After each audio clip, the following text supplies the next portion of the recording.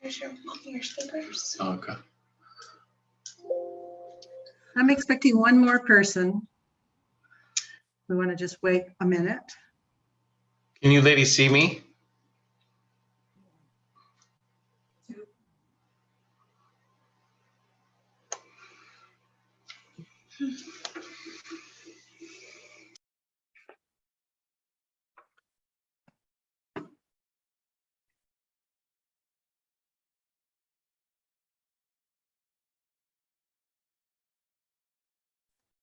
I'm just going to text the other person we're expecting. That's good. Can you hear me? Can hear you. Oh, Yeah. okay. So if you want to be on mute, click on it.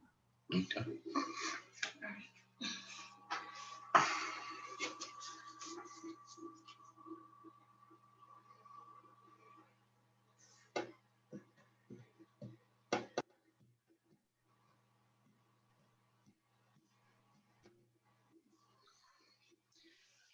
Text it to me. Mm-hmm. Thank you.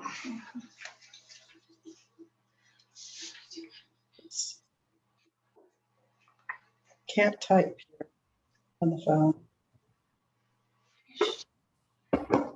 What? Can you hear us? Okay, everyone?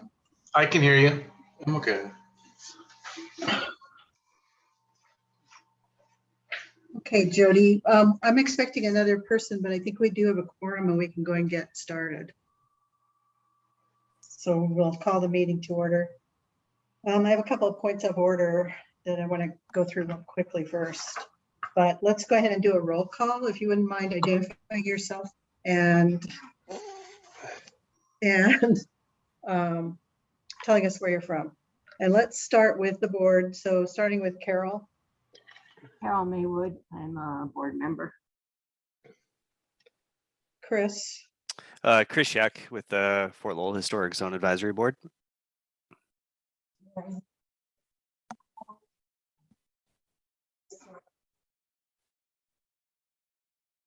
Elaine Hill, Historic Zone Advisory Board. We have one other member that's not here tonight. His name is Mike Bell. And then if we can just start, David. Yeah, hi. Am I muted? No. Dave Peets, wannabe board member. Okay, thank you. Kaylin. Someone named Kaylin?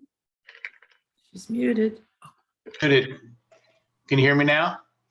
Yes. Yeah, so Caitlin Norgard, I just got a property in the historic area that we're running by courtesy plans. Is this the item on the agenda today? I believe so. The 5103 East Fort Lowell. 5301? Yeah, sorry, 5301. Okay. And are you the property owner? Yeah. Okay. And Wyatt Berger? Hi, this is Wyatt. I'm covering for Jody. I'm with Planning and Development Services. I'm just note taking. And Suzanne?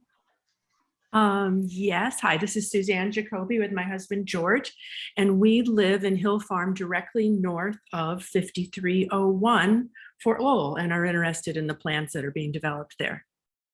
Okay.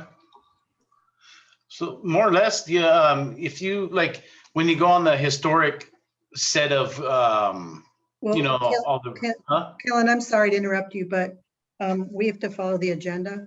Oh, okay. So, and I do have a point of order for Wyatt.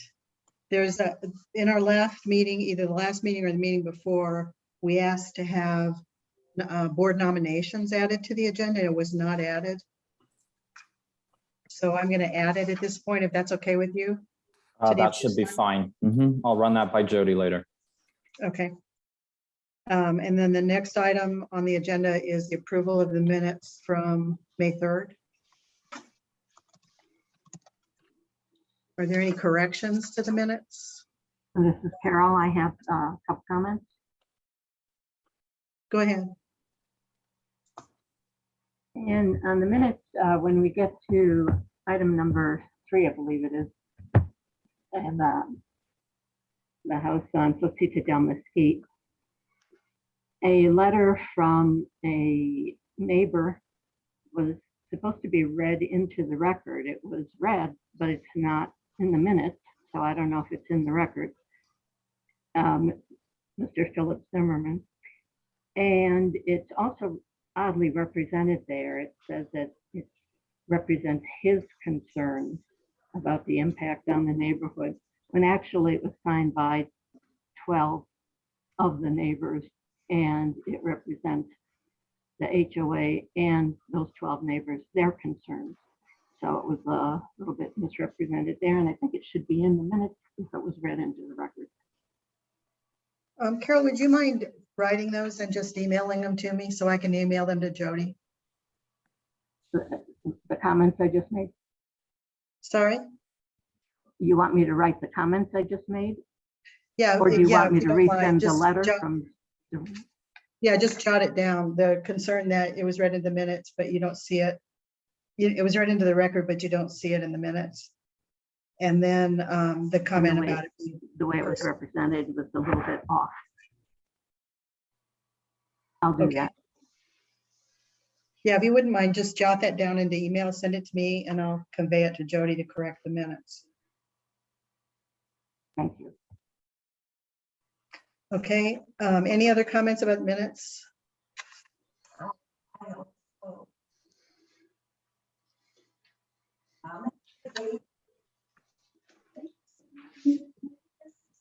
So many meetings and so focused on where we are in that process. Okay, I'll ask her to correct that too. So we'll add that to the agenda tonight, and we'll add it after the review. Okay. The other person that just joined us is Alan Scott. Alan, if you wouldn't mind just introducing yourself. Hi, my name's Alan Scott. I'm a neighbor. I live on Beverly, 2 doors down from the subject property. Okay. And Wyatt, do you want to say anything up front before we start about the process, or you want us to just go ahead? I say just go ahead, please. Okay, so Kaylin, is someone else with you too? Or is someone No. else attending with you? No. Oh, I'm sorry, we didn't approve the minutes. Okay. So would somebody like to make a motion to approve the minutes with corrections? I'll move to approve the minutes with corrections. Second,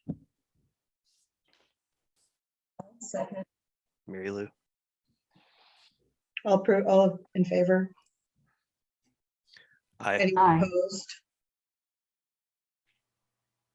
So it's passed unanimously. Are we speaking to me? To Kaylin Norwood? No, not yet. Oh. Hang on, Kaylin. Yeah. Can you guys see me? Maybe it's better for communication. I don't know if you can see me or not. No, we cannot see you. Okay, I gotta figure out what I push over here to make that happen.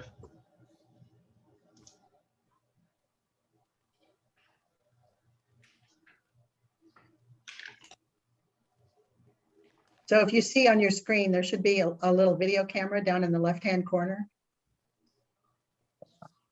Oh, yeah. You hover over that and click on it, it'll show you. There you go. Oh, there Now we we go. see. Great. All righty. Okay. So let me just give you some, do you have an understanding of the historic review process? You know, I've done quite a few houses in Barrio Viejo and downtown. I'm assuming it's semi-similar. I went through the information that was given to me, and I actually kind of designed the house almost identical to the picture in what they gave me from the city. You know, this is part of I don't know if you can see this picture. Let me see. We have copies. Yeah. So this one. So this is what I basically doing. This is right off the plans. I mean, from the information that they gave me. And are you an architect? I'm a builder for about 20 years. Me and my wife design, she's a realtor, I'm a builder, and we design a lot of our own stuff that we build. Okay. Well, if you've been through this process before, we really appreciate that you're coming before you've submitted your application. Yeah, Because it gives us an opportunity to give you some feedback just on what you have so far. And absolutely. also, you get to know who we are. Yeah, So the members of our board are primarily property owners and residents. We also have another architect, that's Mike Bell, he's a landscape architect. And then Alan, who's a neighbor, is also an architect. So it really is an opportunity to understand what the design review guidelines are here. yeah, And to build to those guidelines. It contributes to the historic zone. And that's one of the major things that we're concerned with, is that anything that's added, any of the construction or projects or anything like that, contribute to the historic character and don't detract from it. yeah, absolutely. So with that said, if you have our design guidelines, we also have a lot of other resources we can provide you. I don't know if anyone ever gave you the inventory form for that property. There's not a lot on the inventory anymore, just the ruins, the schoolhouse ruins, but it does talk about the history of the schoolhouse and the history of the property, how it relates to the neighborhood, who was in the neighborhood when it was built, things like that. Yeah, I'm very interested in it. It's very unique to me, and my goal is to save as much as, to preserve all the remnants and the ruins there as much as possible. I want to showcase them in the courtyard, right in front of the house. I want to see them, so I'm there to protect them. Great. Yeah.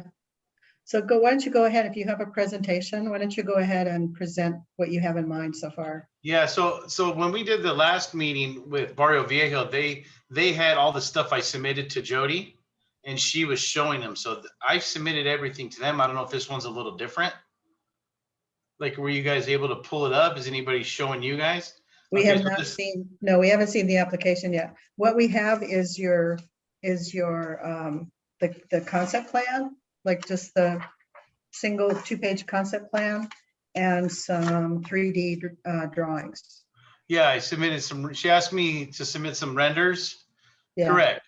And those renders are actually brick, but the house is going to be stucco. But yeah, she asked me to submit some renders, some elevations. When I submitted some elevations, and then just a basic list of some building materials such as the block, stucco, what kind of windows and stuff like that. And that was all in there. The paperwork that I submitted with her, the email to her. Elaine, I don't think that was part of what we got as far as because some of the questions I was going to raise were having to do with building materials and some of the other things that Kaylin just mentioned. Yeah, I mean, if we got a quick second, I can tell you, basically the building materials, if you guys didn't happen to get the email or paperwork, but the building materials, the structure of the home is going to be block and then stuccoed. So I get the nice thick windows and a nice solid fill. So it's not framed. And kind of like the Barrio Viejo, if you're familiar with that. And then the wood, the windows, I wanted to use metal single hung windows. I know Barrio Viejo they required wood windows, but they just don't last here in Tucson at all. So, I'm proposing the metal, but if someone's, if that's an issue in this particular neighborhood, I'm just open to moving forward. So we got the single hung windows, we got block construction with stucco finish, wood doors, big wood doors, flat, just basically that's all the materials, for as far as the exterior,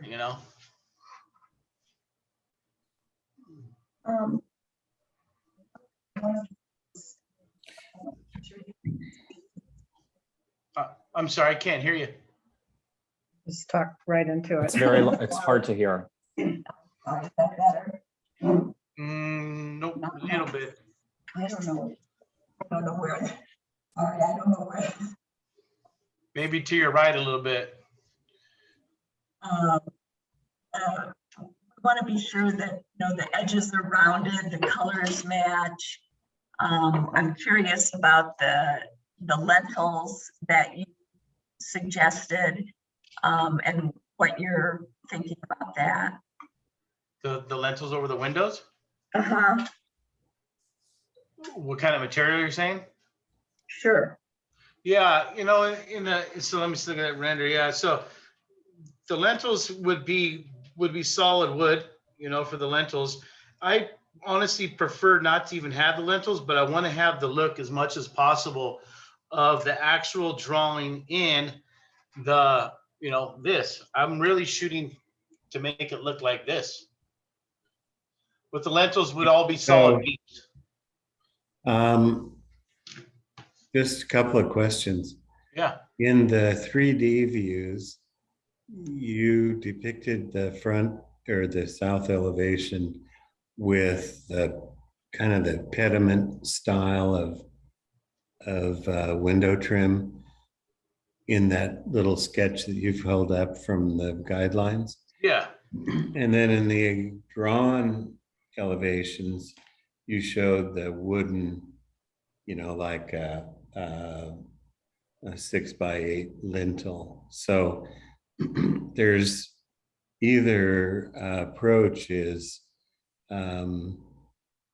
consistent with what the context is, but there are several differences between the 3D views and the elevation views, and I understand this is preliminary, so that was just something I wanted. Yeah, the front is what the majority of people are going to see is the front of the place, which is I'm shooting exactly for that from in the. Oh shoot, I lost it. Yeah, but then the side of the house goes back a little further, so it's more of a courtyard. So yeah, it's very similar to this in my pictures. But the guy that did my renders, it's just an idea for people to get a better idea. The render was done before we actually saw this thing. Then we changed it a little bit. But your question was what exactly? Like the materials for the windows? Just that actually that sketch that you're holding up, yeah,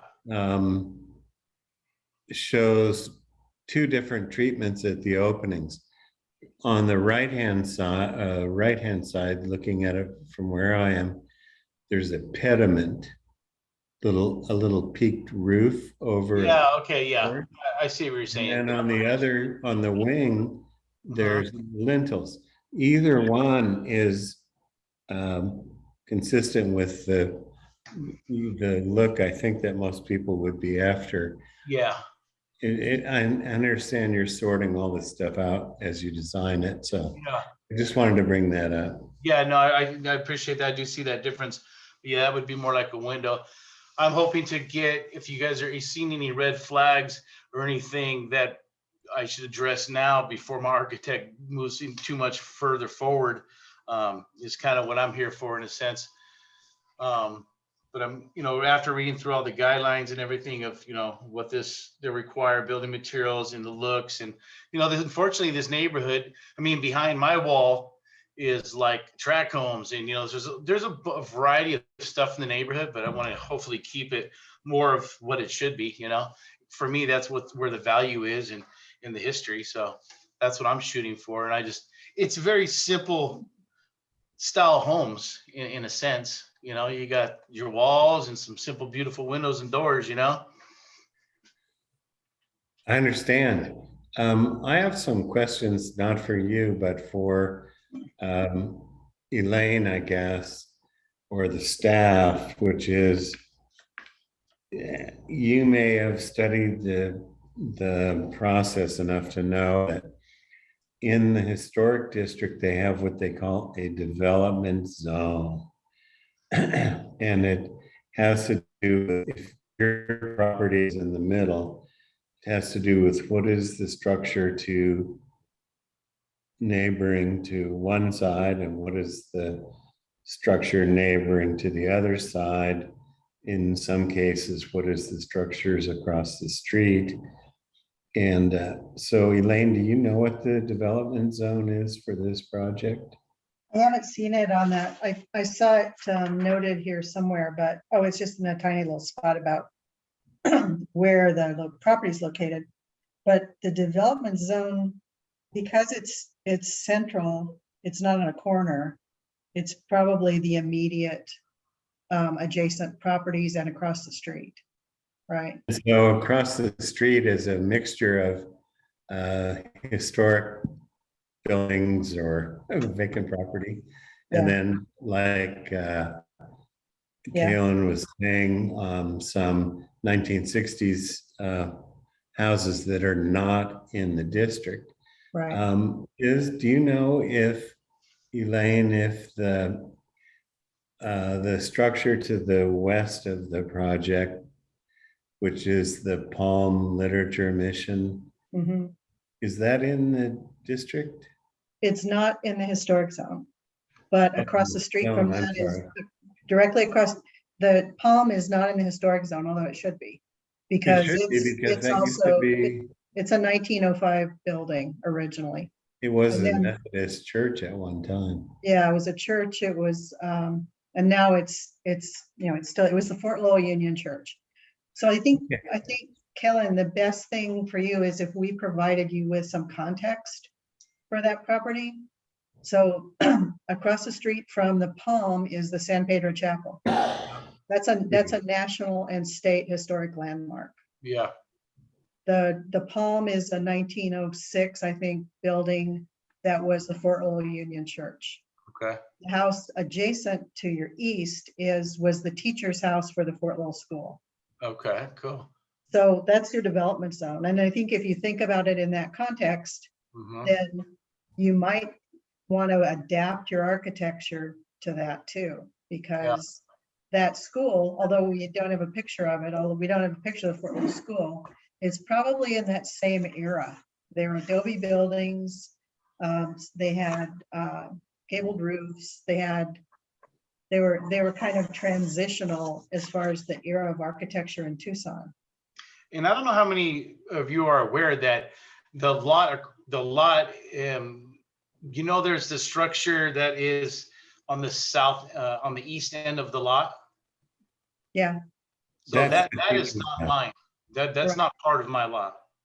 Right. No, That is, it's that part that of was your the teacher's context. house. Oh, sorry, Alan. Go ahead. That's all. What did he say? Just, it's in the development zone for his lot. And you were saying that he might want to familiarize himself with that architecture, but on the other hand, I've always found the development zone requirements to be kind of constricting. If you looked at from Kalen's lot all the way down to Craycroft, the expression that he's Exactly. selected, I think is very consistent. So I'm not sure that it would be in any of our interests to discourage him from using the vocabulary of the parapet roofs and Right. all that Yeah. stuff. No, I hear you. I get Just something to be aware of. I appreciate the history for sure on the lot and the structures, because my particular portion of the lot, there's just very little ruins there. So I was always very curious what was there in the past. And I've got a couple vague pictures from like the 60s and 70s. So yeah, and like you said, that I'm just trying to go with the houses, further towards Craycroft too. And my buddy owns a house across the street, right catty corner of me, and his is very ranch. It's a newer home, but very ranch style or hacienda style, however you want to call this style, but like the one on the plans that I gave. And I feel it fits the neighborhood very well. Yeah, I think what you'll find as you drive down Fort Lowell east of the property you bought is that there are a lot of smaller, really varied houses, usually adobe. Yeah. And the architecture that's described in our design guidelines describes those, and it describes the requirements pretty well. Like Yeah, they're, yeah. you know, So they're. when it comes down to it, I spent almost 2 years in Barrio Viejo, and I was 100% within the guidelines, and still had people that wanted to tell me how to design my own house, but yet I'm within the guidelines. But I appreciated all their input and actually applied it to the structure of the home. But this, I'm pretty sure I'm within all the guidelines, but I want to be everybody to be happy, because you guys all, some of you guys live in the neighborhood as well. So I respect that. But I want to know, if I'm stepping out of the guidelines, it could help me, direct me in that way. But, the guidelines seem pretty cut and clear to me for the most part. I've lived in Tucson a long time, so I'm pretty familiar with the style of homes in these areas. Elaine? Yes. Let me make a couple other comments. Let's say the massing of the house, once again, in between the hardline elevations and the 3D renderings. In the 3D renderings, let me make sure I'm not saying the wrong thing. There's a little more asymmetry to the south facade. And on the hardline drawings, the south facade is pretty symmetrical. That, when you, going back to the picture that you've shown up from the guidelines, symmetry is not important. And a lot of times, as you know from your experience, when you create a symmetrical facade, it kind of forces you into decisions within your floor plan that may not be work the way you would like them to. So if you think about the asymmetrical approach, I think you'll have a little more freedom, and I think it'll be more consistent. Alan, I have a question on I thought were over the top of that picture of this. Mary Lou, you're not being very understandable. I'm sorry. Okay. I was concerned about the windows that look like they're above the door.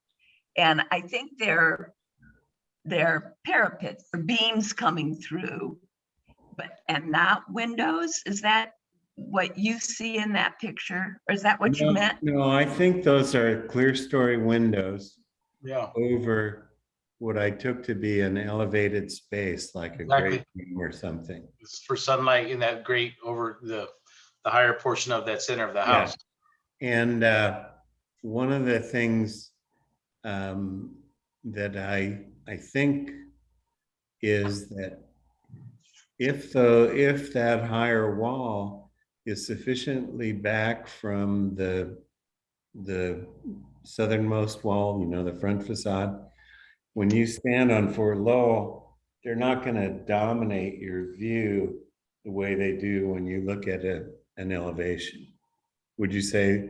Because your sight line, you're looking up, you see the first parapet and you see the second parapet, but you may not even see those openings, which is fine. Yeah, I mean, they're just, little picture windows for light in the house, which I belong on that style of the structure. I mean, they'll go nicely on there. And, all the ruins are right in front of it. But so, the main concern of all the other committees I've been in is definitely, street view. What are you seeing from the street? Sure. And you look down that street, you'll see the ruins and you see this nice hacienda behind it that goes with the neighborhood. And it's a simple construction. Yeah. Oh, by the way, hacienda is not part of our vocabulary. Yeah, I'm using the wrong word. I could never get it right. It's okay. Actually, style. Or I what? think Sonoran Ranch is. The Northern Ranch. There it is.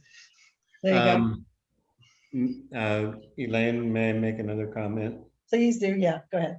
On the windows, two things. One is the guidelines talk about the windows being, generally speaking, taller than they are wide. That's not engraved in stone, but let's say square or vertical, like you've shown some of them. But then on your side elevations, you're showing Yeah. horizontal windows. That kind of No, jars. those windows, no, those don't belong like that at all. This is kind of what the architects sped out for me as fast as possible. But good eye on that. Yeah, no, I like them all taller than wide, long as they meet egress. But exactly, yeah, those little windows belong on a trailer somewhere, not in their one. So I get it. No, I'm not knocking it. I'm just saying that that's something that you could use to refine your visual character. Cool. And I also like to say that, of course, you're constrained by the setbacks, but from the street, this is not an terribly imposing, super wide house that would, say, for instance, rival the Post Traders store, which is kind of our icon of that side of the street. And so for you to be able to get all your square footage on there by going back and keeping the street frontage modest is something that I appreciate. No, thank you. Yeah, but so it's more in a sense than I'm planning to have a pool in the middle of that long, where no one will see it's inside of a long courtyard. So like a big horseshoe. So I get all this nice water reflection throughout the windows inside of the house. But yeah, and I appreciate that. Yeah, we built right pretty much to the setbacks, but my lot is much longer than it is wide. Well, anyway, it works on both senses because you capitalized on what you were able to capitalize on, and it didn't impose itself Yeah, no, thank you. on the street as being out of scale. Thank you. Yeah, I was going to mention that too. Then when you were talking about massing, that that massing goes back to the north. It's better from the street's perspective. It more matches these smaller adobes that you see down the rest of the road. Yeah, exactly. Then the big surprise is when you open the door and you go, oh, we got it. Yeah, I love that. You know, you look at it from the outside, and once you open it up, and your surprise is always nice. Always. Yeah, that's great. So any other comments? Chris, do you have comments? My only thing is, you know, I know the construction process can be messy and stuff like that. I mean, my primary comments would be, how do you, you know, how are you going about like preserving the ruins and stuff? Is there, you know, what goes into that is from a construction standpoint and that kind of thing? Because they do look, when you drive by, you know, they do look they're brittle, fragile, right? And yeah, and it is, you know, that's at a pretty primary intersection of Beverly and Fort Lowell, right? So they are very visible, and I applaud you for wanting to you know, preserve those and highlight them. That's fantastic. But you know, it's just, yeah, how do you take care of them? Yeah, you know, I preserved 6 in the last 2 years, 6 adobe structures in Barrio Viejo downtown that were crumbling and abandoned for 30 years, and they are gorgeous now. I preserved them by soaking them with sealers and bringing them back to life. And these I actually want to even cover immediately with some kind of, you know, like a swirl ribs or something, or some kind of shade over it. But I protected these other ones with a really good sealer, and it protects them extremely well and keeps them all looking original. But during the construction, we stay away from them. I mean, this is where the money is to me in the history, and they do not get knocked down. So we preserve them, because right now, 3 more months in, this thing's just going to start eating away. They're crumbling right now. I mean, they're turning to dirt. So you use some proper sealers on this stuff, and they harden right back up. And you Um, even know. yeah, just to add to that, I think that you would be well served when you submit your final plans and when you go through the commission to indicate that there is to be temporary construction fencing Yeah. around those ruins, because people they're in a backhoe, they're moving dirt, they back up and they go, oh, that's part of the ruins, I didn't know. Yeah. No. So you need to protect them during construction, Okay. Cool. and note that on your All right. submittal. I like that. And part of that, I think you might want to actually, I'd recommend that you get some advice from an expert on Adobe. Yeah, that's what they told me over there too. And yeah, I mean, it's not like I'm restoring and this Adobe is going to be a livable structure. Yeah, I agree. We'll do so, which I've done many times in the last 3 or 4 years that I did all the Adobe houses I did downtown. Adobe is a pretty basic material. Yeah, it is. And the reason I say that is because some of that structure that still is there was not the original schoolhouse. It was built during the 70s and 80s and maybe even the 90s. And some of that Adobe that was left there was left to stabilize the walls of the schoolhouse. So, and I don't think it's a problem. And Alan, maybe you'd want to walk over there sometime in the morning when you're on your walk and look at that. Like there's some kind of a FACO window with Sawara ribs in it. That was part of the construction that we did in the 90s. I was thinking the same thing. I thought there were some elements of the ruins that didn't really seem like they fit. Right. I have a picture of that from the 70s, and those little ribs are still there right there. And the wall was taller. It was a picture I got from the city. It was the 80s or something, wasn't it, that they did that? They had like Hobbitville there for a few years. Yeah. And Alan, I'm sorry, is that your name with the hat on? Yes, Alan? yes, sir. Well, I would love to, if you ever have time, because I'm be going out there a couple of times this week to take care of stuff. If you ever want to just jaw through and walk with the lot with me, I would love to do so. I'd be glad to meet you over there sometime, and I think Elaine can put you in touch with me. Okay, yeah, that'd be great for me, sooner than later, but whenever you're available. Well, sooner than later, like when? What day are you thinking? Maybe about 8:30 tonight. No, I'm just kidding. I'm available. I'm going over there tomorrow to make sure the water meter is not leaking. I can go over there anytime. I live on the west side of Tucson right now, but I can go over there anytime this week would be great for me. Just 15, 20 minutes of your time. You can get in there and point some things out to me, look at what's there ruin wise. I'm sure you went in there. You're more welcome to go in there anytime you want. Okay. Well, if we can set something up that works for both of us, if I have your permission to go in there, I will. Yeah, no, absolutely. It's probably easier if you go around to the west to that church. There's a little section in the wall you can kind of just walk through, but however you want to get in there. Okay. So speaking of that wall, you're not planning, are you planning to take down those Adobe walls, those old ones? No, I want to preserve those and keep those.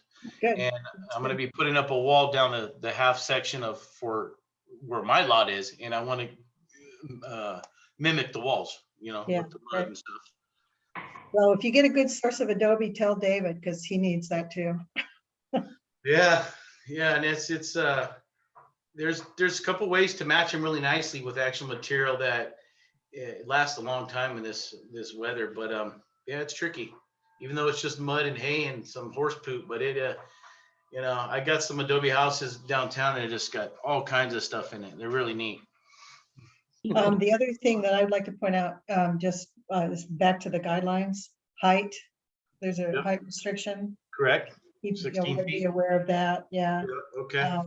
Windows, like if you look at the windows, if you just walk around this neighborhood and look at the windows, you'll see that often the windows have sills. They're set in a certain way. Okay. And what else is the trees? We'd also part of our review will also involve the landscape. So any removal of trees, including the one that's about to fall down on Fort Lowell. Yeah, there's literally no trees on my lot, really. It's all dying. There's just, Well, they're tamarisk, they're big tamarisk in the back. I know that's one of the things that Suzanne was concerned about. oh yeah. Yeah, those things are starting to knock over the adobe wall over there. Those trees are actually, they're in the yard of the church, not mine. But yeah, I want any kind of vegetation as possible on my land. But there's really nothing on my portion of the lot I purchased. Nothing, unfortunately. But we could talk about landscaping for sure, Suzanne, you have a hand raised. Yeah, I did. I put up my hand there. A couple questions have occurred to me and maybe more appropriate for further down the road. And this is very interesting. I'm really pleased that we're able to listen in tonight. Talking about walls. So will there be some sort of a wall on the front of the property along Fort Lowell? There's going to be a driveway. So I don't want to put a wall so close to Fort Lowell and cause someone to get rear-ended. So I would probably jog some kind of entry wall with some kind of gate, maybe 15 feet, 20 feet within the street. So you could pull in and get off the street before you enter into the property. So it probably would feel more open, but the wall will be set back from my property line to avoid, trying to pull into a driveway and get rear-ended on that street. Right. So there'll be a wall, but it'll be set back further. So this is George. So would that wall obscure the view of the schoolhouse? No. I have some $30,000 of the wall just to put down the center. No, it would be like 3-4 feet tall, very, very low. Okay. Just a barrier to know there's a wall there, but very low. Okay, thank you. Yeah, so I guess I do have some other questions, but they're more like landscaping and for privacy and what things might look like along that north wall that will impact us the most. And at an appropriate time, I guess we could talk about that further. Yeah, no problem. Okay, and then this is obvious, I guess, to everyone, but I want to say, so you're building the home, but you don't intend to live there. You're going to be selling it? I'll be selling that home. And do you have a buyer in mind? No. I'm not building for anybody particular. I'm building it, and then when the product's done and whoever wants to buy it is the lucky one.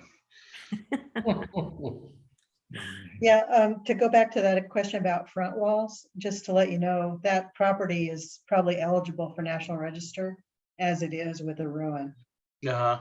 Right, so that helps. That helps. We're making sure that people, I'm not hiding in the ruins is what you're saying? Yeah, exactly. Okay, exactly. And I want people to see them. Carol, do you have any comments? No, I appreciate all the input various people have given. It's, I think it'll be very helpful and very positive.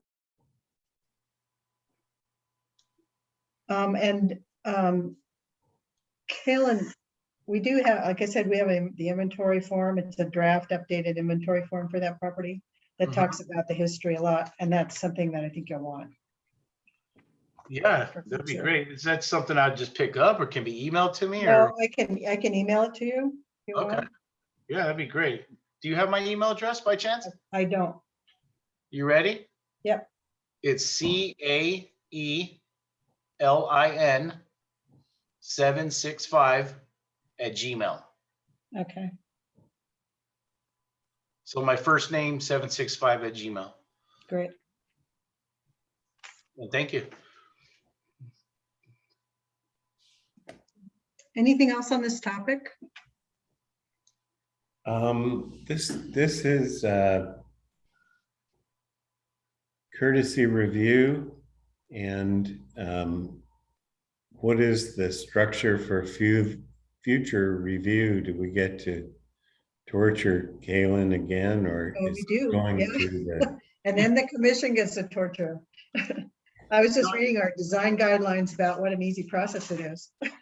I tell you, the Barrio Viejo, that was one of the most frustrating scenarios I've ever had to deal with. It took me 1.5 years of meetings that took a month to get to, where no one would show up, and it was all for a placement of a window, that you didn't even see from the street. So it was a very frustrating scenario for me, but I learned a lot from it, I have to say. And I'm hoping this one isn't like that one, but I believe we'll be just fine, and I'm open to any comments that someone has. I just hope we all move forward as much as possible, and any comments, please send them my way, you know? No, so the next piece of the process is your official submission to the city of Tucson for a project, for a historic case file. And Okay, then we get all of that once you've submitted and they've reviewed it and approved it, then their level of approval. Then it comes to us for design review and approval.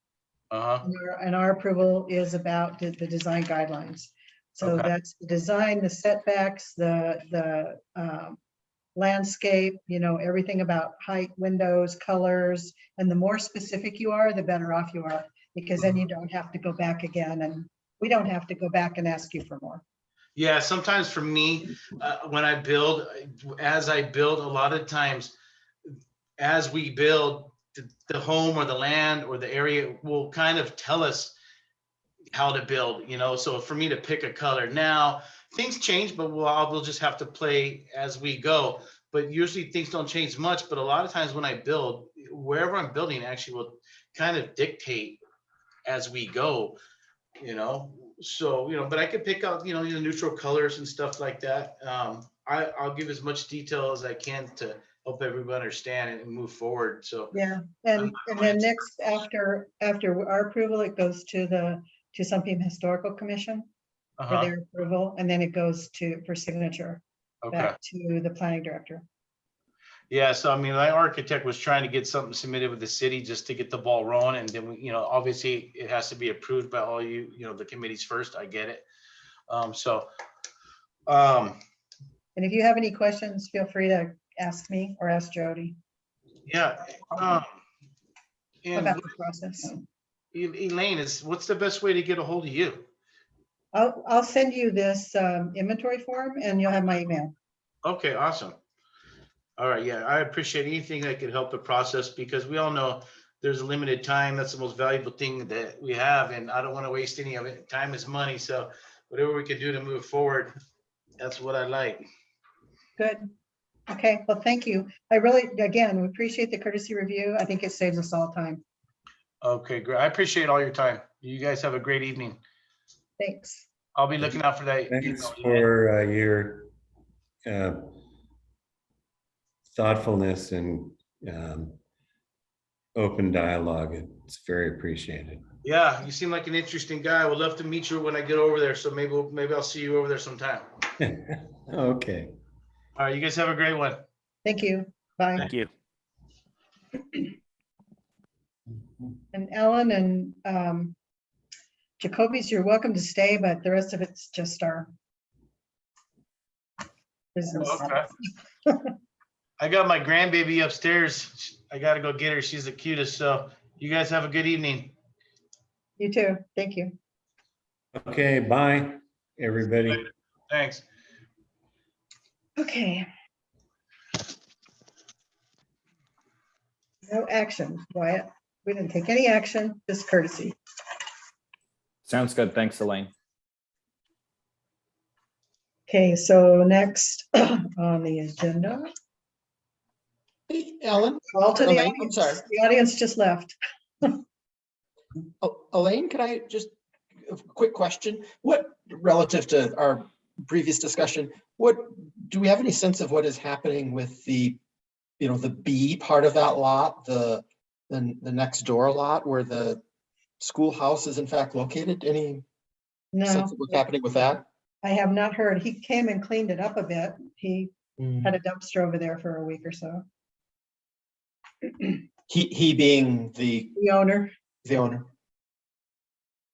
Okay, thank you. And so the next thing, staff updates. Wyatt, do you have any staff updates for us? No, Jody did not provide me with any, but I can send her a message to confirm that there are none. Okay. And then I'm going to add here the board update. I'm going to add it to, I'm going to say it's staff updates and board updates. And that is that we had nominated David Peets. He has submitted a statement of interest to join the board.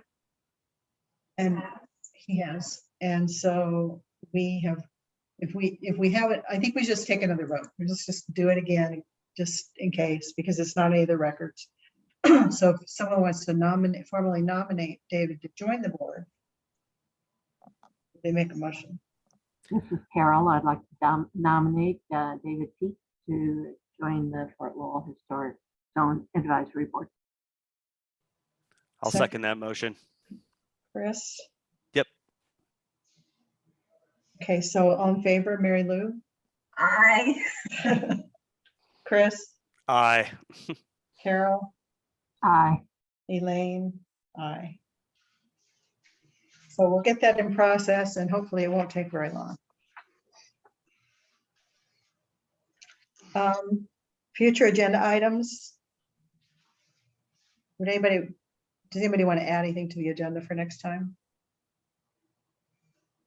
I would for the what's happening with the commission and the recommendations for the board to be dissolved and not just our Fort Lowell Historic District Board, but for the dissolution of the HPZs in Tucson. I'm sorry, Mary Lou, for my records, can you repeat that? You were cutting off at the first part. I'm working so hard. Sorry. Okay. I would like to add for a future agenda item that we get opportunity to discuss what's happening with this commission that is making an advisory solution that the HPZs, the Historic Preservation Zones boards in Tucson be dissolved. I don't quite understand what's happening and feel like we've been really left out of the loop.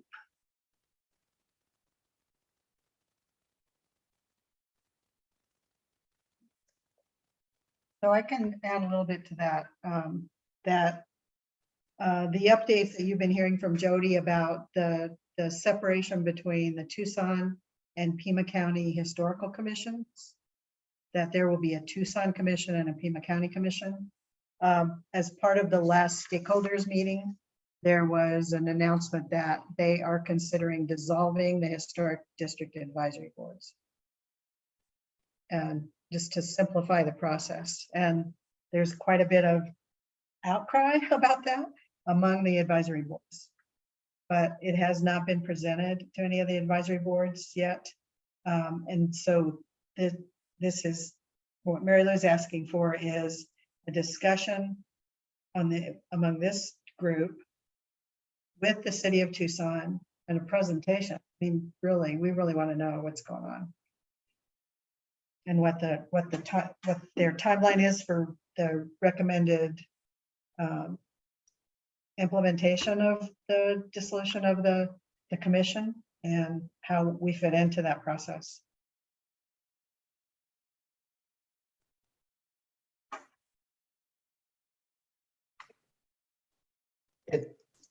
So again, I know that nobody has perhaps a perfect understanding of this process here, but is the intent, at least as far as you can tell, just to kind of reduce the sort of the bureaucratic processes that folks have to go through, or is there something else behind it? We don't know because it hasn't ever been presented to this board.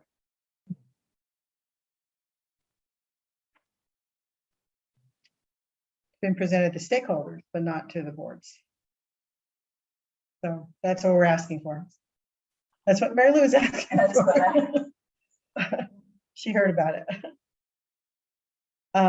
So we'll discuss that next time. And then anything else for next time? Inventory, maybe, I don't know. I'll put it back on the next agenda.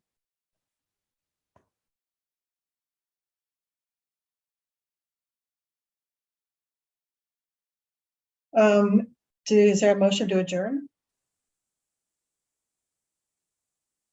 This is Carol, I move we adjourn. I'll second. All in favor? Aye. Aye. Opposed? No. Okay, great. Thank you. That was really good. Thanks for your help tonight. No, thank you guys. Thank you, Elaine. Thanks, Mary Lou. Thanks, Carol. And welcome, David.